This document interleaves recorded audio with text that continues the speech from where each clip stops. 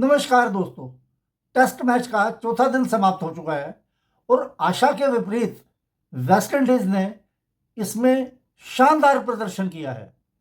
अब पिच चाहे जैसी भी हो, स्लो है, फास्ट है, ये चीज़ें मायने नहीं रखती। मायने रखता है कि वेस्टइंडीज ने फॉलो ऑन खाने के बाद दूसरी पारी में 2 विकेट पर 35 रन के बाद जो तीसरे विकेट की शाई होप और कैंपबेल की 177 रन की पारी थी, उससे बेहद जीवट के साथ बल्लेबाजी करके इस टेस्ट मैच को शानदार बनाया है। अब सवाल ये उठता है कि कैंपबेल और ये शाई होप ने इन्होंने शतक लगाए। पिच चाहे स्लो थी, चाहे जैसी भी थी, सो सो होता है और इनका प्रदर्शन सचमुच काबिल तारीफ है। अब हम सोच सकते हैं कि वेस्टइंडीज के जब 311 पर 9 विकेट गिर गए थे तो जस्टिन ग्रीव्स और सील्स ने आखिरी विकेट पर 79 रन बनाए, तो भारत की बॉलिंग लचर थी या जो भी हम सोच सकते हैं, और यूट्यूबर इस तरीके से सोचते हैं। लेकिन मैं इस तरीके से नहीं सोचता। भारत के बल्लेबाज भी जब जल्दी आउट होते हैं, कई बार टेल अंडर बड़े बड़े स्कोर बनाने में कामयाब हो जाते हैं। तो वेस्टइंडीज ने बेहद शानदार खेल का दूसरी पारी में प्रदर्शन किया और मैं उसकी तहे दिल से सराहना करता हूं। टेस्ट मैच जरूर भारत जीत जाएगा। 58 रन की दरकार है और कल पूरा दिन बाकी है, 9 विकेट हाथ में है। जायसवाल ने कोशिश की थी जल्दी जल्दी स्कोर करके आज ही मैच खत्म किया जाए, लेकिन वो आउट हो गए और भारतीय उम्मीदों को झटका लगा, क्योंकि अगर ये 80-85 तक स्टंप्स पे पहुंच जाते तो आधे घंटे का अतिरिक्त समय लेकर इस टारगेट को पूरा कर सकते थे। चलो, टेस्ट मैच 5वें दिन चला गया। ये वेस्टइंडीज के लिए बहुत ही सराहनीय प्रदर्शन है। वेस्टइंडीज जिसको सभी ने दरकिनार कर दिया था, उनका ऐसा प्रदर्शन बहुत दिल खुश करता है। हालांकि टेस्ट मैच भारत की पकड़ में है, लेकिन अब मैं भारतीय कप्तान गौतम गंभीर के कुछ फैसलों का जिक्र करता हूं जो बेहद बचकाना लगे या अति आत्मविश्वास में लिए गए लगे, या हो सकता है कि कप्तानी गौतम गंभीर ग्राउंड के अंदर कर रहे हो, लेकिन गौतम ये तुम्हारा शुभमन गिल ग्राउंड के अंदर कप्तानी कर रहे हैं और गौतम गंभीर वह ग्राउंड से बाहर बैठा हुआ ही कप्तानी कर रहा है। 518 पे 5 आउट। लंच दूसरे दिन का हुआ था, 1 घंटे का खेल और हुआ था, शुभमन गिल ने डिक्लेयर कर दिया।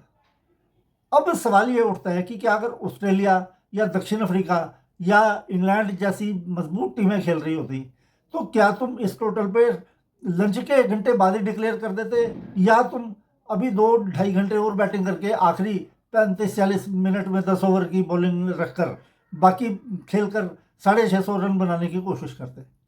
चलो, ओवर कॉन्फिडेंस समझो या इन्होंने वेस्ट इंडीज को हल्के में लिया, तो शुभमन गिल को ये आगे से सोचना पड़ेगा कि किसी भी टीम को हल्के में नहीं लेना। जब तक मैच तुमने जीत नहीं लिया तब तक तुम जीते नहीं हो, चाहे टीम कोई भी हो, चाहे वेस्ट इंडीज है, चाहे बांग्लादेश है, चाहे पाकिस्तान है, चाहे जिम्बाब्वे है। और दूसरा, आजकल फॉलो ऑन कोई नहीं करता। तुम वर्कलोड मैनेजमेंट की बात करते हो, जसप्रीत बुमराह को इंग्लैंड में टेस्ट मैच में नहीं खिलाया वर्कलोड मैनेजमेंट की वजह से। 3 टेस्ट मैच इंग्लैंड में जसप्रीत बुमराह खेला। नीतीश रेड्डी को अगर तुमने सिर्फ बैट्समैन के तौर पर ही खिलाना था तो किसी और बल्लेबाज को खिला लेते, उसको क्या जरूरत थी खिलाने की, उसे पूरे मैच में गेंद ही नहीं करी। ये भी ठीक है। अब फॉलो ऑन, पहले फॉलो ऑन का सिस्टम तब था जब 6 दिन के मैच होते थे, उसमें दूसरे या तीसरे दिन के बाद 1 दिन विश्राम का होता था। उससे क्या है, टीमें फॉलो ऑन देकर भी 1 दिन का बॉलरों को आराम मिल जाता था और वो पूरे दमखम से गेंद कर सकते थे। अब वेस्टइंडीज ने पहली पारी में भी आखिरी बल्लेबाजों ने तंग किया था, तो काफ़ी देर लगी थी पहली पारी में भी आखिरी विकेट लेने में। हालांकि 270 रन की भारत के पास बढ़त थी, इन्होंने फॉलो ऑन दे दिया, जबकि आजकल फॉलो ऑन देता नहीं है कोई भी। अब तुम्हारे बॉलर 1 दिन और दूसरे दिन लंच के बाद से, आज चौथा दिन है, लगभग 2.25 दिन की बैटिंग वेस्टइंडीज ने की है। 2.25 दिन में उन्होंने 390 रन बनाए हैं और पहली बारी में 248 पर ऑल आउट हुए थे। तो बॉलर भी थक गए होंगे। अब तुम्हारे पास बॉलर गिनती के हैं, स्पिनर को विकेट मिल नहीं रही। जसप्रीत बुमराह को तुम रोक कर गेंद कराई, दूसरी पारी में जब फलवान दिया तो जसप्रीत बुमराह से ओवर की शुरुआत ही नहीं कराई। भाई तुमने नहीं करानी थी, तुम 4 घंटे अपने बैटिंग कर लेते, चौथे दिन मैच खत्म कर देते, चौथे दिन और 200-250 रन बना के वेस्ट इंडीज को 500 का टारगेट देते और आउट करते बाद में। अब इसका मतलब है कि तुम्हारे बॉलरों को आराम नहीं मिला, लगातार गेंद करते हुए वो थक गए। इसकी वजह से भी वेस्ट इंडीज, हालांकि मैं वेस्ट इंडीज ने जो 390 रन बनाए हैं उसको किसी भी तरीके से कम कर नहीं आंक रहा, लेकिन फिर भी थके हुए बॉलर पूरे दमखम से गेंद नहीं कर पाए। इस वजह से वेस्ट इंडीज 390 रन बनाने में कामयाब हो गया। अब इस तरीके से क्या ऑस्ट्रेलिया या दक्षिण अफ्रीका अब आने वाली है? अब दक्षिण अफ्रीका भी खतरे की घंटी बजाएगी। पिछले साल जब न्यूजीलैंड भारत में 3-0 से जीत गई थी, तो उससे पहले वो खेल के आए थे लंका में वो दोनों टेस्ट मैच हार गए थे। उनको पर्याप्त अभ्यास मिला था और भारतीय टीम सीधा टेस्ट मैच खेली थी और उनका जो हाल हुआ था, अब वही दक्षिण अफ्रीका के साथ भी होगा। अब वो खेल रहे हैं पाकिस्तान में, आपने ये टेस्ट मैच खेलने के बाद आधे खिलाड़ी जो टेस्ट मैच वाले हैं ऑस्ट्रेलिया जाएंगे वनडे सीरीज खेलने, उसके बाद वापस आएंगे, ऑस्ट्रेलिया की पिचें अलग है, भारत की पिचें अलग है। अब दक्षिण अफ्रीका पाकिस्तान से अच्छी खासी कहा उनमें नोमान अली और सज्जाद खान बहुत अच्छे स्पिनर हैं, तो जो भी उनका परिणाम रहेगा, तो दक्षिण अफ्रीका के पास जब रबाडा भी आ जाएगा, जैनसन भी आ जाएगा, केशव महाराजा भी आ जाएगा, तो वो तुम्हें मतलब है क्या वही तुम्हारा हाल नहीं करके जाएंगे जैसे न्यूजीलैंड करके गया था। अब सोचने वाली बात है कि ये भारतीय बोर्ड को सोचना है कि कप्तानी ग्राउंड के अंदर गौतम गंभीर कर रहे हैं, ये शुभमन गिल कर रहे हैं, या ग्राउंड से बाहर बैठा हुआ गौतम गंभीर कप्तानी कर रहा है। ऐसे तुम उटपटांग फैसले लेकर क्रिकेट को आगे नहीं चला सकते।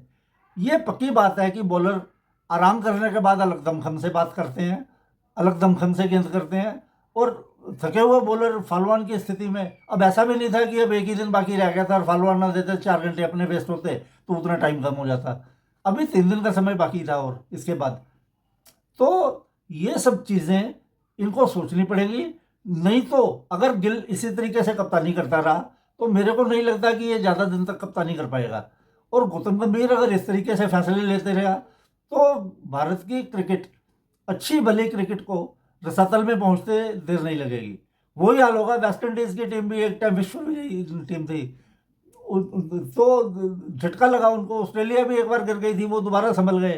तो टीमों को झटके लगते हैं, लेकिन उससे सही सबक लेकर सही तरीके से अगर आगे बढ़ोगे तो तुम भारत का नाम रोशन करोगे, टेस्ट मैच भी जीतोगे, वनडे भी जीतोगे।